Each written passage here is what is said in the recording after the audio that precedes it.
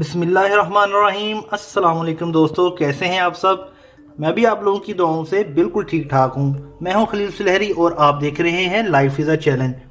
دوستو، آج کی ریسیپی کچھ خاص اہمیت کی حامل ہے۔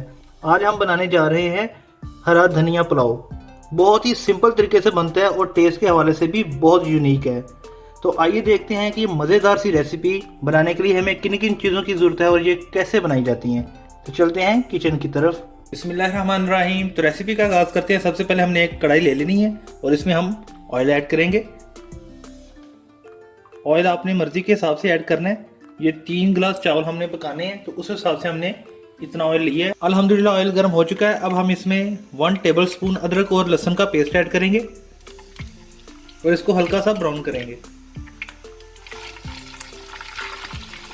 آنچ آپ نے میڈیم رکھنی ہے، زیادہ تیز رکھیں گے تو مسالہ جو ہے وہ جل سکتا ہے۔ جب تک لہسن ادرک کا پیسٹ براؤن ہوتا ہے تب تک ہم دھنیا کو واش کر لیں گے۔ اس کو ہم نے بریک بریک کاٹ لی ہے، یہ دیکھیں۔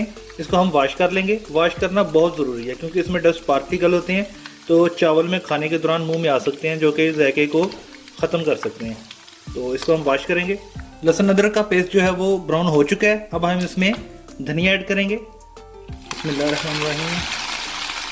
برتن کو آپ نے اچھی طریقے سے صاف کرنا ہے، کوئی چیز جو ہے وہ ضائع نہ ہوا کرے۔ اس سے ریسیپی میں برکت نہیں رہتی، کھانے میں برکت نہیں ہوتی۔ جیسے آپ صفائی کریں گے تو کھانے میں ایک برکت آتی ہے۔ اس کو ہم اچھی طریقے سے مکس کر لیں گے۔ اور یہ خاص بات، دھنیا آپ نے اپنی مرضی کے مطابق ایڈ کرنا ہے۔ اگر آپ دھنیا زیادہ نہیں ایڈ کرنا چاہتے تو آپ اس کو کم بھی ایڈ کر سکتے ہیں۔ دھنیا کو اچھے طریقے سے مکس کرنے کے بعد ہم اس میں 1 جگ پانی کا ایڈ کریں گے۔ 3 گلاس چاول ہیں تو 1 جگ پانی ہم اس میں ایڈ کریں گے۔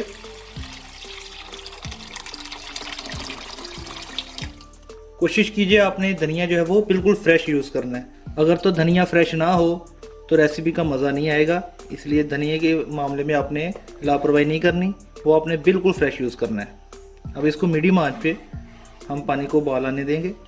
الحمدللہ بوائل آ چکا ہے۔ اب ہم ڈھکن کو اتار لیں گے تو ماشاءاللہ دھنیا کی جو خوشبو ہے وہ تو صرف آپ لوگ دیکھ سکتے ہیں، میں تو محسوس بھی کر سکتا ہوں۔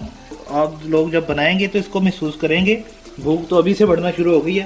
اب ہم اس میں مسالہ جات ایڈ کرتے ہیں۔ اس میں تقریباً 1.5 ٹیبل سپون ہم نمک ایڈ کریں گے۔ 1 ٹیبل سپون ہم اس میں کالی مرچ کا پاؤڈر ایڈ کریں گے۔ لال مرچ ایڈ کریں گے 1 ٹی سپون۔ مسالہ جات کو ہم اچھے طریقے سے مکس کر لیں گے۔ اور ایک اہم بات، یہاں پہ ہم ٹیسٹ کو بڑھانے کے لیے چکن کیوبز ایڈ کریں گے 2 عدد۔ اس سے کیا ہوتا ہے، اس سے چکن کا ٹیسٹ بھی جو اس میں ایڈ ہوگا۔ اگر آپ کچھ چکن ایڈ کرنا چاہتے ہیں تو وہ بھی آپ ایڈ کر سکتے ہیں، لیکن میں چکن کیوبز ایڈ کروں گا کیونکہ ہم نے دھنیا پلاؤ بنایا، چکن پلاؤ نہیں بنایا۔ تو اپنی اپنی چوائس ہے، لیکن جس طرح میں بنا رہا ہوں آپ اسی طرح ٹرائی کیجیے گا۔ کیوبز ڈالنے کے بعد ہم اس کو تھوڑا سا ہلائیں گے جس سے جو کیوبز ہیں وہ میلٹ ہو جائیں گے۔ جیسے ہی آپ کو لگے کہ کیوبز میلٹ ہو گئے ہیں، تقریباً یہ 30 سے 40 سیکنڈ لیں گے میلٹ ہونے میں، تو ہم اس میں چاول ایڈ کر دیں گے۔ کیوبز الحمدللہ مکس ہو گئے ہیں، مسالہ جات مکس ہو گئے ہیں۔ اب ہم اس میں چاول ایڈ کریں گے۔ چاول آپ نے انتہائی آرام کے ساتھ ایڈ کرنے ہیں۔ اور یاد رکھیں، جب اس طرح کا کوئی کام کرنا ہو تو کچن میں کوشش کیجئے کوئی بچہ موجود نہ ہو۔ اس سے کیا ہوتا ہے، بچے جو ہیں وہ پرابلم کریٹ کر سکتے ہیں اور کوئی نقصان ہو سکتا ہے۔ چاول ایڈ کریں گے۔ الحمدللہ چاول ہم نے اس میں ایڈ کر لیے ہیں۔ اور چاول ایڈ کرنے کے بعد آپ نے اس کو زیادہ ہلانا نہیں ہے، ایک ہی دفعہ اس طرح چمچ ہلانا ہے آپ نے، اور بس۔ اس سے کیا ہوتا ہے، زیادہ چمچہ ہلانے سے چاول ٹوٹ جاتے ہیں۔ تو اب ہم اس کو ڈھانپ کے رکھ دیں گے۔ آنچ آپ نے تھوڑی سی تیز کر دینی ہے اس پوائنٹ پہ آ کے، تاکہ چاول جو ہیں وہ بالکل نرم نہ ہو جائیں۔ الحمدللہ پانی ڈرائی ہونا شروع ہو گیا ہے۔ اب ہم اس کو چیک کر لیں گے نمک مرچ کو۔